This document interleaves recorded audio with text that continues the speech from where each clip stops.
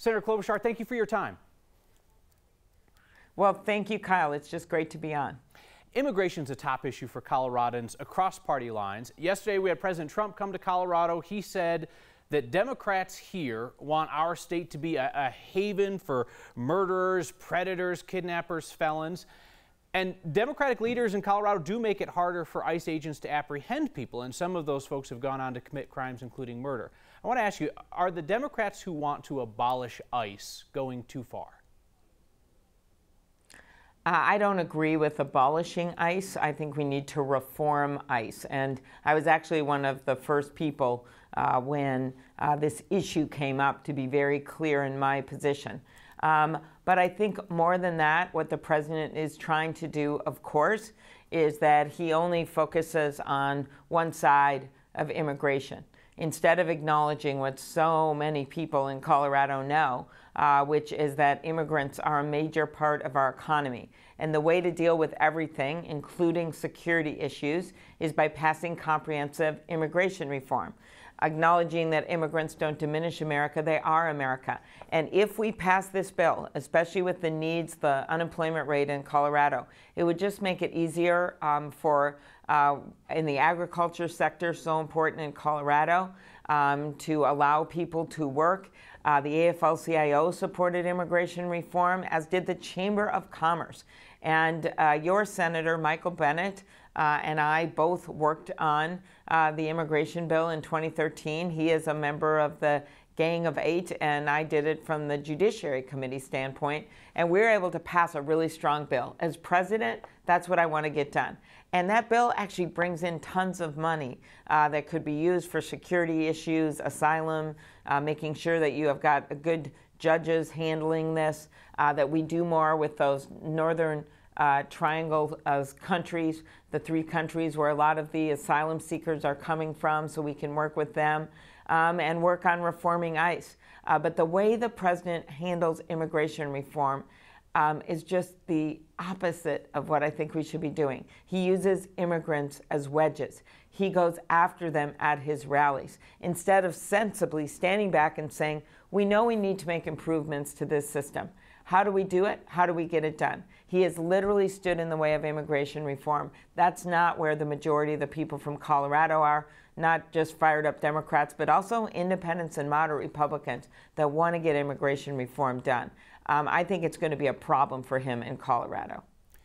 You're a former prosecutor who was calling for a phase out of private prisons at the federal level.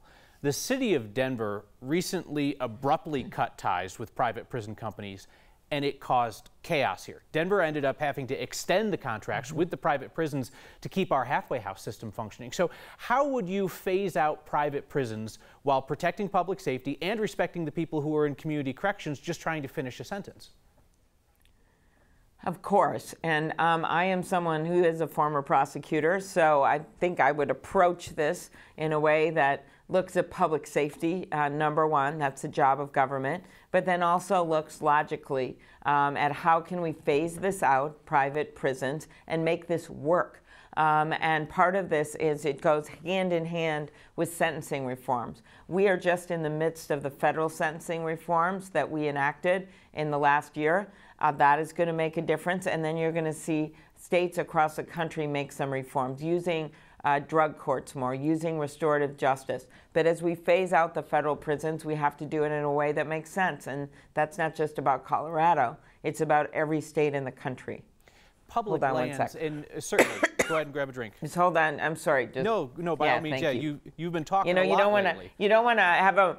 Yeah, you don't want to have a Marco Rubio and like in the middle of your question, go like, oh. It has happened to everybody who talks. One of the funnier things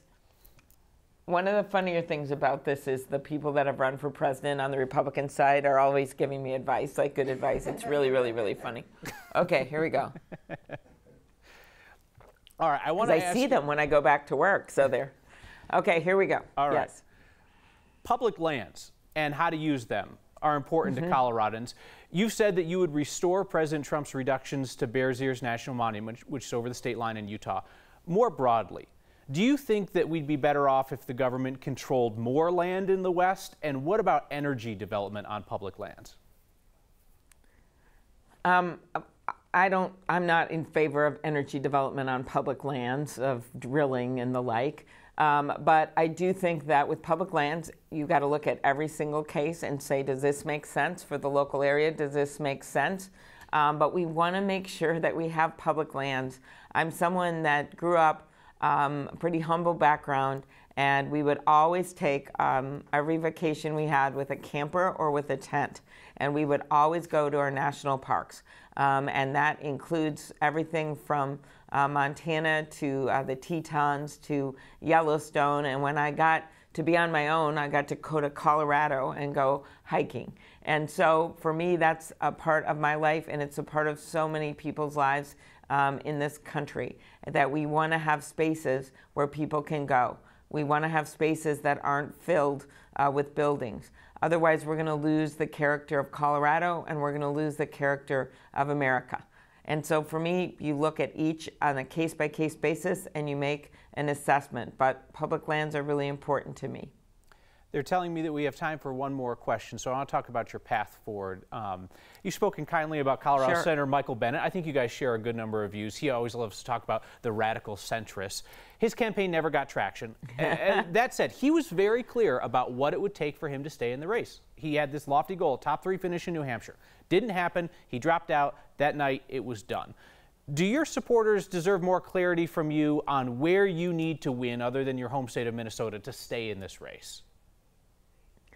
Well, I think right now we're surging, and we literally got $12 million in during that period, the week after the New Hampshire debate, and we're continuing to add staff and to add funding. We are now in every single, have a team in every single Super Tuesday state, which includes Colorado. That's a third of America.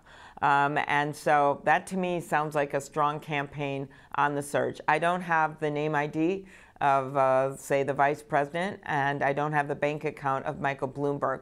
But what I have is grit. And so many times in American history, you've seen the candidate come up, whether it is someone like Bill Clinton or Jimmy Carter or Barack Obama, that people didn't expect was going to be the candidate. And the fact that we had that come from behind finish in New Hampshire was just a harbinger of things to come. And that's where we are. And we're obviously going through to Super Tuesday. I wouldn't keep hiring people in the state of Colorado. So we're pretty excited about how our campaign is going. All right, Senator Amy Klobuchar, I'm sorry we missed you in person when you were coming through Colorado last night. Thank you for carving out some time. Yeah, we had an incredible, thank you. We had an incredible showing in Aurora. We're pretty excited about that, and more to come. All right. Travel safe. Thank you for your time. Okay, thank you.